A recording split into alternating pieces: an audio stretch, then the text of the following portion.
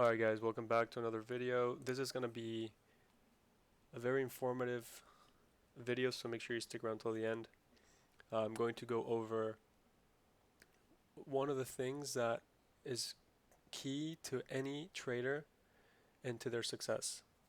Okay, and that is in some trade location, and I will explain to you how you can find optimal trade location and make sure that you are not jumping in against the sharks or the people that have a lot of money. Okay, because that's one way to blow your account. Okay, let's jump right into it. So this is Thinkorswim, by the way. This platform is called Thinkorswim.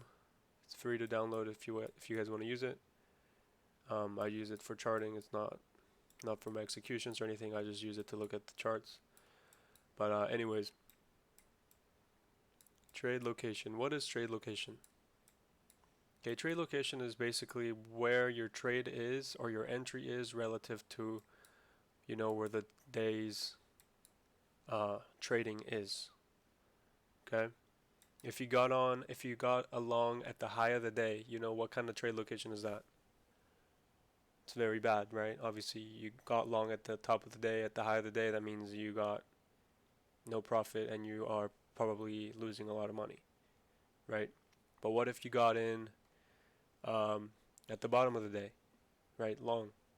That's almost perfect trade location, right? Because you got in at the bottom of the day, right?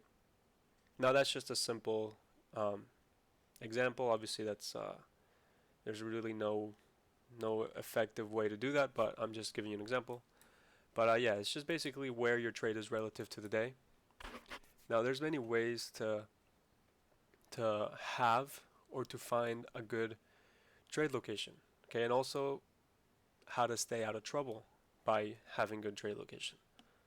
Okay, now let's use today as an example. Okay, we saw today there was a kind of a sell-off at the open, very aggressive, very decisive selling at the open. You see selling, selling, selling.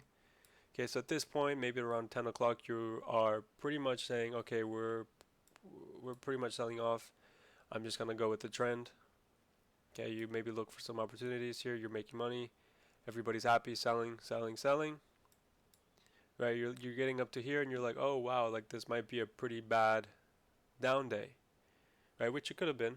Okay, I'm not saying it couldn't, but you get a little pullback, right?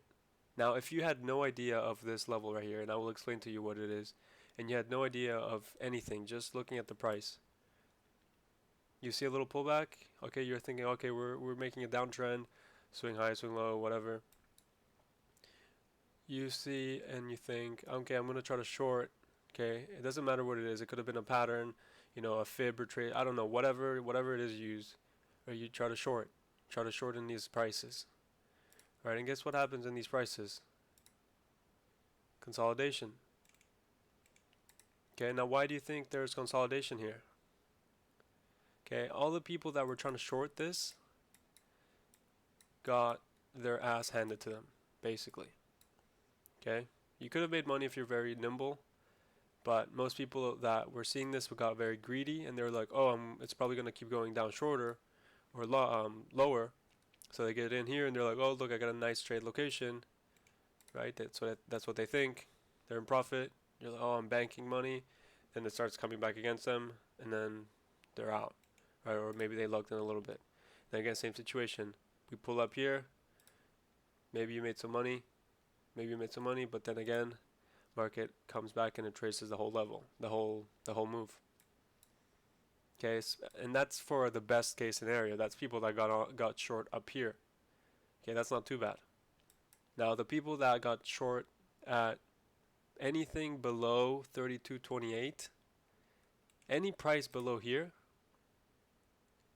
they got run over. Okay, they got stopped out like pretty much every single time.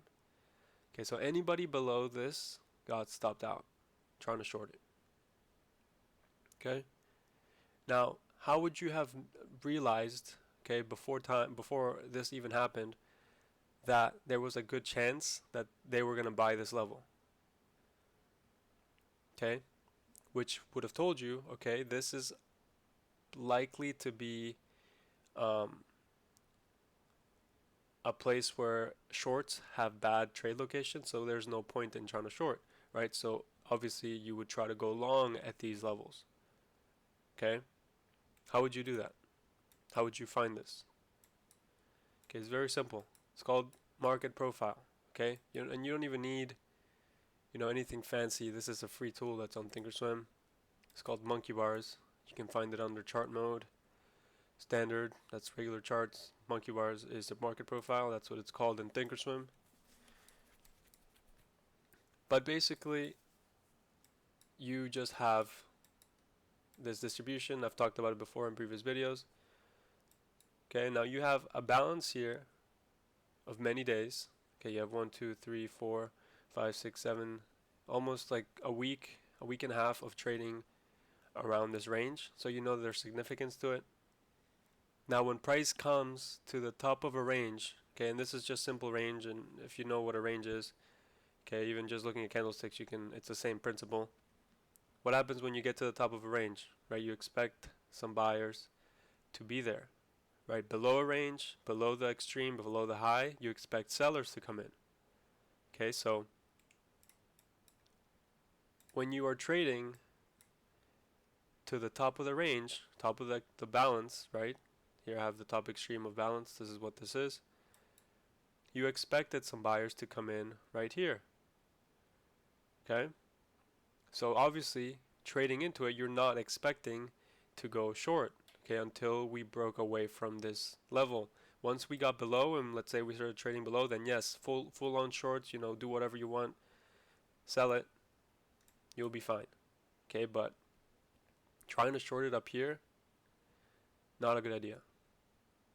Okay, like I said, you are selling into aggressive buyers. Okay, and big buyers. People here have more money than you can imagine. Okay, they have the power to move this market and hold it. Right? You think going against guys that are holding the market is a good idea? Probably not. Right? They're trading, thousands of lots when, retail is only trading one maybe. So, there's really no point in shorting against those orders. Okay, now let's say the situation was reversed and it was, from below. So we're trading up into it, right? We're trading up into the bottom of the balance. Okay, what do we expect? We're expecting sellers to be waiting to keep price below it, below balance. Okay, this is balance. I'm going to highlight it for you guys. This is the balance, okay? Above it, buyers. Below it, sellers. Inside, usually chop. Okay, but let's say price comes up to test it, expecting sellers. Okay, you would not ever in a million years try to find the longs here. Okay, very hard to do that just by looking at candles and just looking at the chart. You need order flow, volume analysis to look at and time a break of this. Okay, but if you don't have that, don't even try to time the breakout unless you have a lot of money to hold for drawdown in case it doesn't work.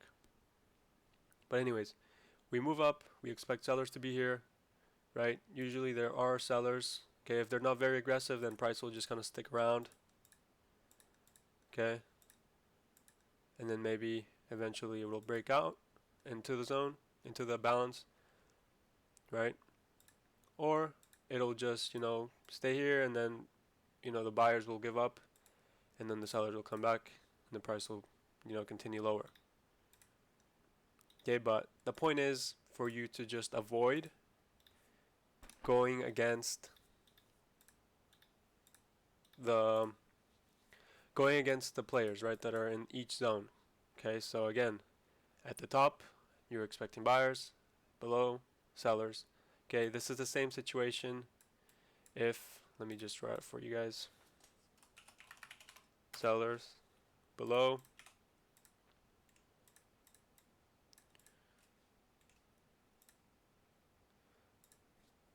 buyers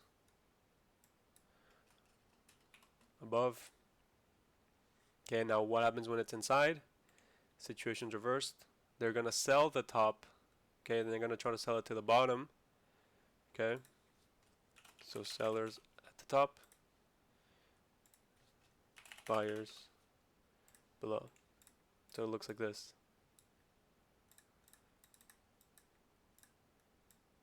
Okay, hopefully this is giving you a good idea. Okay, so again, if price for whatever reason is trading inside here, you're likely to just see, consolidation.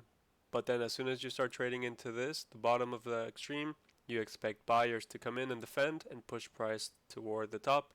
And then obviously the same thing, sellers, you should expect them to come in, push it to the bottom. And this happens until one side gives up or one side gets too aggressive. Right? Let's say the sellers were really aggressive, they push price below it. And then guess who's waiting for us down here? More aggressive sellers. Price goes down. That's why usually you'll see a big reaction or a big move after consolidation. Okay, hopefully this was pretty helpful to you guys. Just keep in mind that that you just want to be with the big players at all times. Okay, and make sure that you have a good location. Like I said, you don't go and look for a short when you're close to this bottom extreme. Okay, and you don't look for a long when you're at the top. Okay, just as you don't look for a long as you're trading into sellers, or you don't look for a short as you're trading into buyers. Kind of like what happened today. You don't do that. You'll get chopped up, you lose money. Okay? So hopefully my drawings and my kind of weird charts helped you guys out. This concept is really not hard. Obviously I go into it with more detail in my teachings, but this is, you can use any chart to just observe this concept. So if you guys have any questions about this, let me know in the comments. Make sure you like the video, subscribe if you haven't. But yeah, that's pretty much it. Hope this was helpful, and hope you guys have a good day.